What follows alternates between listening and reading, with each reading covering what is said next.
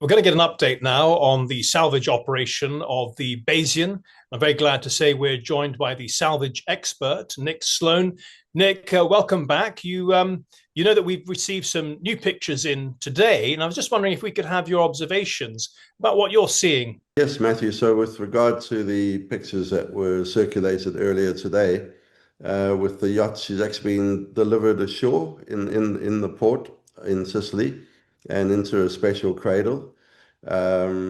She looks fine from what we could see. You can see the rudder and the two port and starboard propellers all look fine. There doesn't seem to be any external damage into the hull.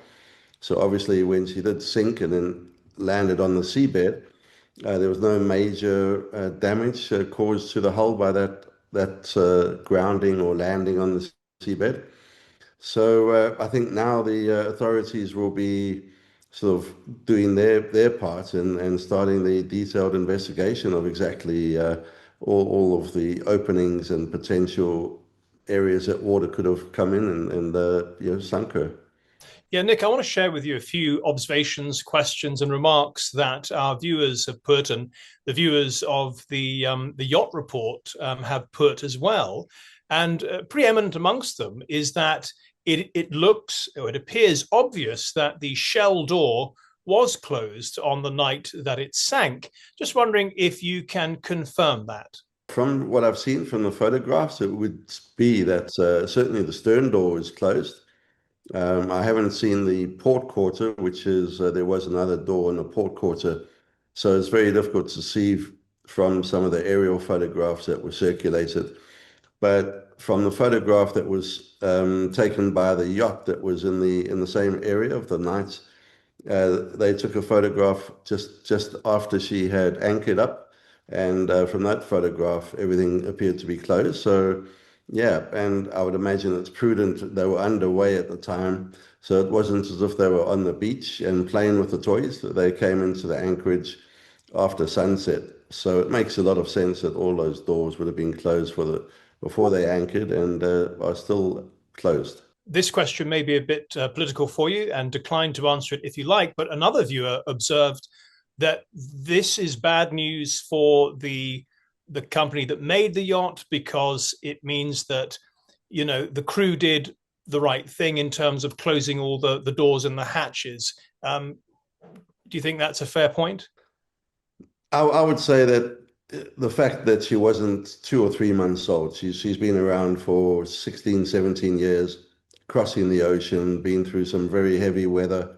They've never had a problem. I would say it's down to a freak accident. I mean, this is a really abnormal weather situation, and it's very focused.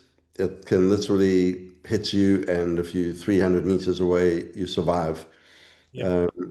I would say that, yeah, it's an abnormal or freak weather incident. So It's in a very, summary, it's neither the crew nor the designer or builder. It's just that yeah, it wasn't able to handle the freak weather. The yeah. The fact that the awning got torn off at 70 knots, and they were still only at 20 degrees of list, and then something happened after that where they were knocked flat.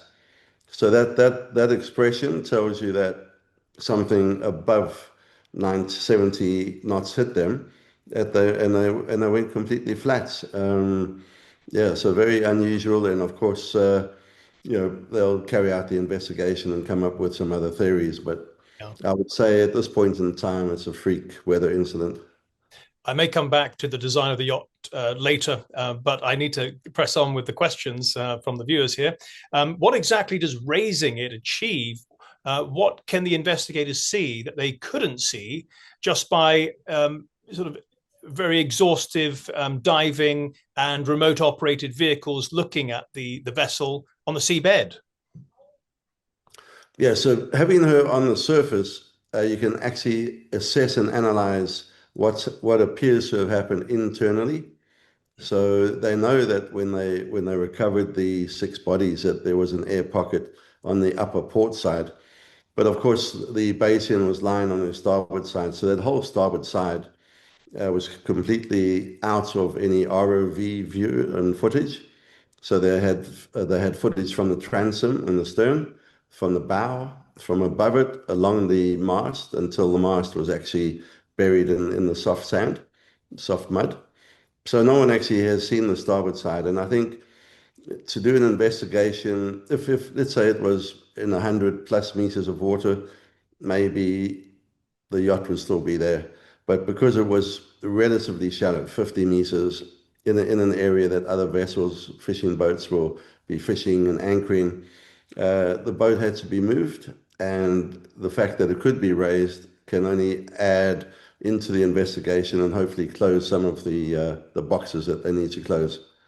Is it public knowledge yet what happened to the 18,000 liters of fuel? So from what I know about the fuel is that the fuel was, they did not try to recover it, and that's just what one of the things they'll do now that she's on the hard. 18,000 liters is sort of roughly 18 cubic meters, and it's not a large volume. And I think to actually go inside and to try and recover that is difficult. So to do it from the outside, you do what they call hot tapping, and that means that you're cutting into the hull. It's certainly a very light fuel. There didn't seem to be any oil leaking from it over the last sort of winter period. So I think it was quite prudent to actually just leave that and deal with it once it's on the surface. Nick, a lot of viewers are saying that hats off to the salvage team. They've done a great job. I was just wondering, how do you assess the operation? So the Bayesian salvage operation itself, I wouldn't say is incredibly complex, but it's a very high profile due to the personalities that were lost, and the factors involved. And obviously, there's a lot of media interest, and the whole yachting community, cruising industry wants to know what happened. From the fact that the salvage team lost one of their own divers during the operation, that will certainly make it a landmark case for them, because it's very rare for that to happen in a salvage team, and they will never forget it. I mean, it's yeah, they're very close teams, the salvage team. So that was a tragedy. So from that perspective, the fact that they stood back, they reassessed, and then they regrouped and they carried on, and everything else has gone pretty well, I would imagine. And she's been delivered as promised, and now it's just the main mast and the rigging and some debris on the seabed to recover, and that should be pretty straightforward. So yeah, Right. That includes the enormous mast. Apparently, they're going to inflate some balloons and raise it that way. Is that what you've heard too? yeah. So basically, you've got 70 meters of mast, and obviously it's flooded with water. So it's quite a cumbersome. And if you think of a football field or a rugby field, it's more than two-thirds the length of that. So it's not Yeah. an easy thing. So the idea will be to get it to the surface in a horizontal Yeah. manner, and add some buoyancy where required.